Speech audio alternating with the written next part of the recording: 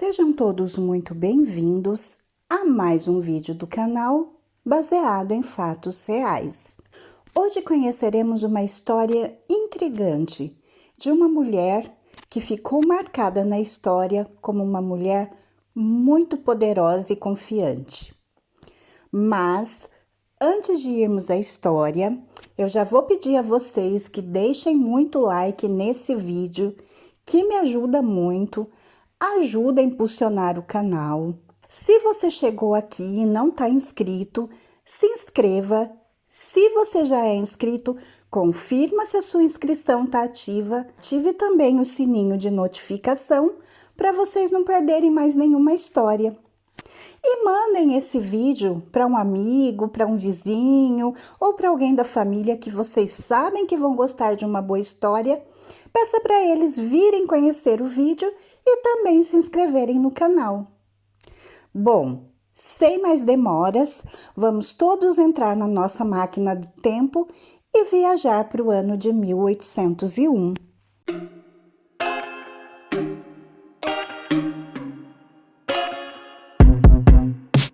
I told you I'm not here to mess around, and you've been acting too mysterious. Hoje conheceremos a história de Marie Laveau. Marie Laveau, ela ficou conhecida como a rainha do voodoo. Foi uma ocultista dos Estados Unidos e foi considerada a mais influente praticante do voodoo. Ela nasceu em 10 de setembro de 1801. Muito pouco se sabe sobre as circunstâncias em que aconteceu o nascimento da Marie Laveau e muito pouco também se sabe sobre a sua infância. O que se sabe é que ela nasceu em 1801, num bairro francês que ficava localizado em Nova Orleans. E ela era filha de uma ex-escrava com o prefeito ali da localidade, que era então Charles Laveau. Ela tenha sido criada pelo pai, ou pelo menos tido suporte do pai, porque ela teve uma vida tranquila, ela estudou, ela se tornou uma mulher inteligente, culta. E em 4 de agosto de 1819, ela vai se casar com Jack Perry. O marido dela, ele vai morrer em 1820, portanto, um ano depois, em circunstâncias meio estranhas, que nunca foram explicadas. Então, o que tudo indica, ele tinha uma vida estável e ele acaba deixando ali o dinheiro, os bens dele para a Marie, é claro, que é a esposa dele. A Marie, então, vai pegar esse dinheiro e vai usar e começar a trabalhar como cabeleireira para as famílias brancas e abastadas. E nesse meio tempo, ela também vai arrumar um amante, que seria o Christopher Glapion. E ela vai ficar com o Christopher até ele morrer em 1835. A carreira dela de paranormal, então, começa. Se acredite que a Marie tem aprendido tudo o que ela sabia sobre voodoo desde criança, porque a mãe e a avó da Marie eram sacerdotisas voodoos. Então, acabam passando para a Marie todo esse conhecimento. A Marie tinha uma cobra chamada Zumbi e que ela trabalhava, usava essa cobra, então, para os trabalhos dela. O que se sabe com certeza é que ela se aproveitava ali da situação dela como cabeleireira e ela conseguia tirar disso muita informação das pessoas ali da alta sociedade que eram os clientes dela como cabeleireira. Então, ela uniu o útil ao agradável. Ela soube como fazer o trabalho dela crescer. A Marie, ela trabalhava com isso, então ela lia sorte, ela vendia curas, mas muito se diz que isso se deve aos informantes que ela tinha, à informação privilegiada que ela tinha, porque ela conseguia estar dentro da casa dessas famílias importantes, abastadas. Então ela começou a ganhar fama e o trabalho dela como ocultista começou a crescer. Ela começa então a obter informações privilegiadas dos patrões ricos, começa a usar isso a favor dela. Ela curava males misteriosos, doenças misteriosas das pessoas. Porém, acredita-se que ela tem usado aí uma maneira de criar naquelas pessoas a síndrome de Munchausen. Então, depois ela acabava com o trabalho, entre aspas, que ela fazia, curando aquilo que ela mesma tinha provocado nas pessoas a partir da informação que ela tinha obtido com o seu trabalho como cabeleireira. O voodoo, ele era uma religião muito popular na Nova Orleans, ali naquela época, na época então em que a Marie nasceu. Na praça ali onde a Marie fazia os trabalhos, nos arredores da cidade, havia cerimônias voodoos conduzidas por Marie Laveau. Aos domingos, galos, bodes eram sacrificados para que o sangue fosse derramado em pessoas que precisavam de purificação. Os frequentadores, as pessoas que ali iam, ainda entravam em transe durante o ritual. As pessoas descrevem a Marie como uma mulher alta, bonita, que usava sempre lenços coloridos, brilhantes e que andava pelas ruas com uma imponência, com um poder. Ela andava como se as ruas fossem dela. Assim ela foi descrita. Ela era muito imponente, ela era uma mulher poderosa e ela sabia que era. A Marie Laveau, ela era temida por causa da fama que ela tinha como sacerdotisa voodoo, mas ela era respeitada também e até mesmo querida por aquelas pessoas ali. Quando ela se casa, então, novamente com a Pion, que é com quem ela vai ficar, né, para o resto da vida, até que ele morre e depois ela também. Ela teve com o Glapion 15 filhos. Porém, devido aos trabalhos que ela fazia e de ser conhecida, porque ela fazia coisas que não eram muito boas, que não era considerado muito boas, a fazer trabalhos ali, fazer coisas para que mulheres não continuassem com a gravidez. E isso espontaneamente, voluntariamente ou não. Por quê? Porque muitas mulheres iam por vontade própria, mas muitos homens procuravam a Marie Laveau porque às vezes engravidaram uma moça que não era nobre, que não era de uma família abastada, e eles queriam acabar com isso. E ao que tudo indica, Marie Laveau conseguiu interromper essa gravidez mesmo à distância.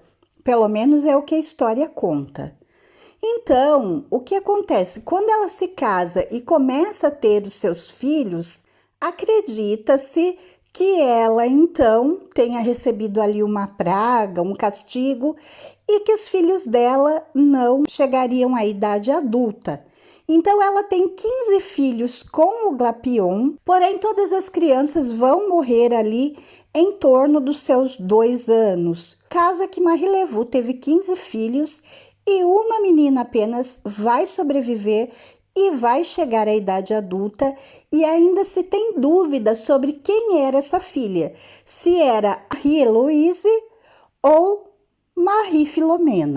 A partir ali do ano de 1860, a Marie Laveau, ela vai parar de realizar então os rituais dela público e vai começar a levar uma vida mais tranquila, mais pacata, dentro de casa, mas continuou ali, muito ativa na comunidade, continuou participando em movimentos sociais, trabalhando e sendo respeitada como a Marie sempre foi. E no dia 15 de junho de 1881, ela vai falecer tranquilamente na sua casa. Foi realizado um grande funeral em sua homenagem.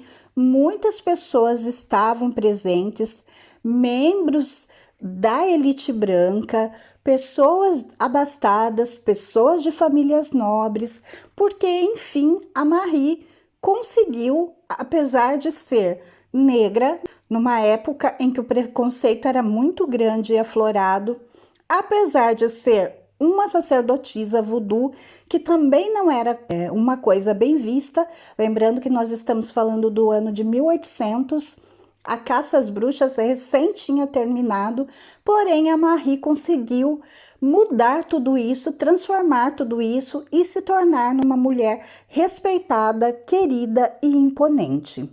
Os jornais, eles vão então retratar a morte da Marie, escrevendo que ela era uma mulher de grande beleza, intelecto e carisma, que ela era também piedosa, caridosa e uma hábil curandeira de ervas.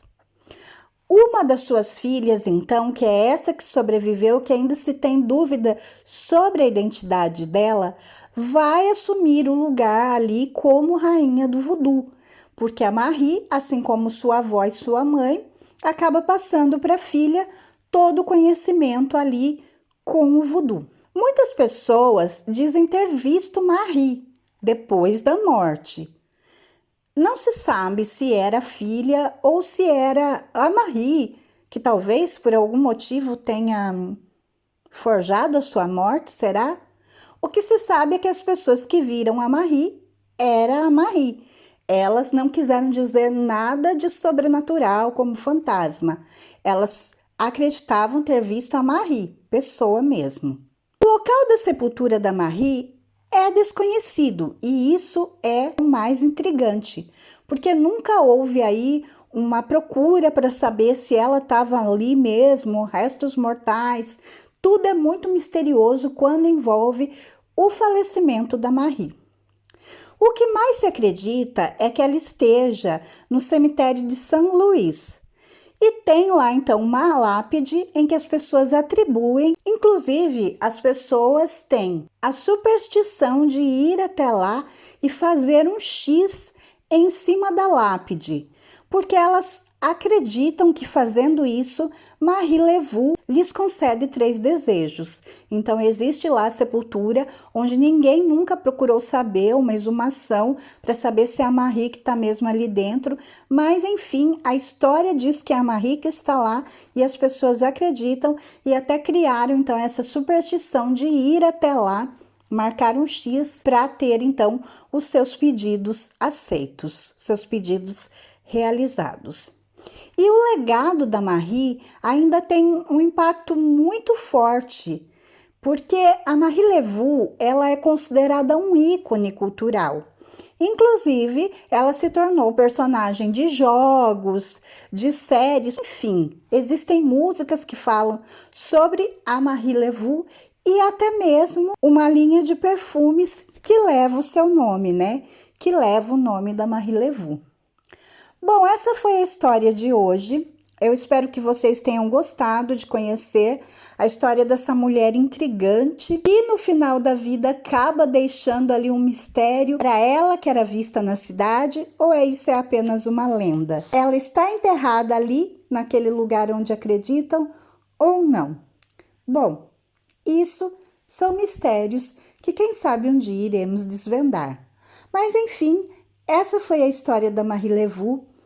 Espero que vocês tenham gostado de conhecer. Se gostaram, deixem um like para mim que me ajuda.